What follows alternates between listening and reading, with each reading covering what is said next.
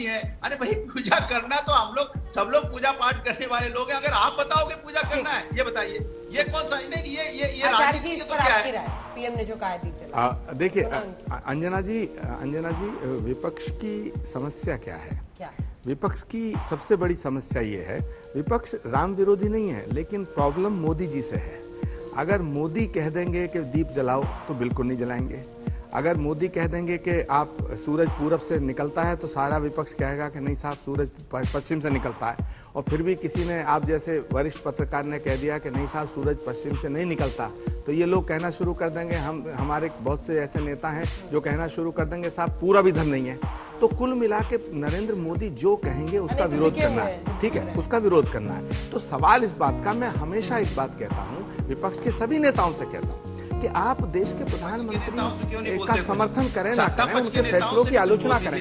भदौरिया जी सुन लो यार, अरे भदौरिया जी सुन तो लो, मैं तो आप ही के पक्ष में खड़ा हूँ यार। मैं कौन सा भाजपा में चला गया अभी?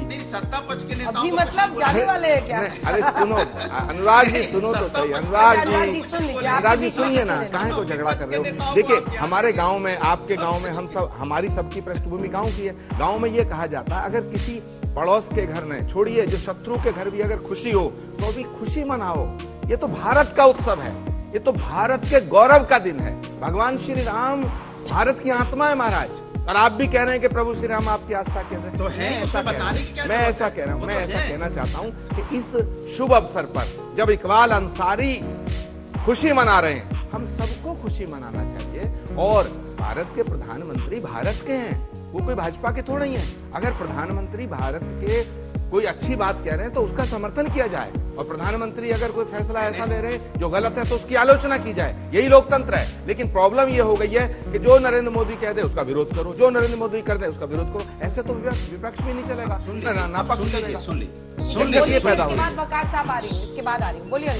लीजिए, अच्छी आप बात तो बहुत अच्छी कर रहे हैं आचार्य, लेकिन सारा ज्ञान आप विपक्ष को देना चाहते हैं, सत्ता पक्ष को ज्ञान नहीं देंगे। आप कभी नहीं बोलेंगे कि भाई देखो आप जो अन्याय करते हो, पार्लियामेंट के अंदर में 140 सांसदों को बाहर कर देते हो, लोकतंत्र की आवाज दबाते हो, तब भी तो आपको बोलना चाहिए कि गलत हो रहा है। तो जिम्मेदार कौन होगा? उसकी जिम्मेदारी कोई नहीं। जब महिला पहलवान को रोडों पर घसीटा जाता है तब ज्ञान भी देना चाहिए, सत्ता पक्ष को ज्ञान देना चाहिए। तब ज्ञान क्यों नहीं देते आप? जब मणिपुर बेटियों के साथ अन्याय होता तब ज्ञान क्यों नहीं देते? अच्छा भदौरिया जी, आपने मुझसे सवाल किया है, पहली बात 146 सांसदों का, 146 सांसदों का निलंबन हुआ, हमने विरोध किया। 146 सांसदों का निलंबन हुआ, हमने विरोध किया। सुनिए शाउटिंग मैच नहीं मिस्टर भदौरिया जी, मेरी बात सुनिए, अनुराग जी मेरी बात सुनिए। 146 सांसदों का जब निलंबन हुआ हमने विरोध किया, डंके की चोट पे किया, आगे भी करेंगे। लेकिन मुझे आप एक बात बताइएगा, विपक्ष का कोई नेता आज तक रामलला का दर्शन करने क्यों नहीं गया? किसने रोका है? क्या राम के मंदिर में जाने के लिए किसी के निमंत्रण की आवश्यकता है? क्यों नहीं गया? तो आज एक, अरे फिर वो जो कड़वे सवाल है उनको सुनना नहीं चाहते आप। नहीं, आज तक पे मैं शाउटिंग मैच नहीं होने दूंगा। भाई कड़वे सवालों को सुनिएगा।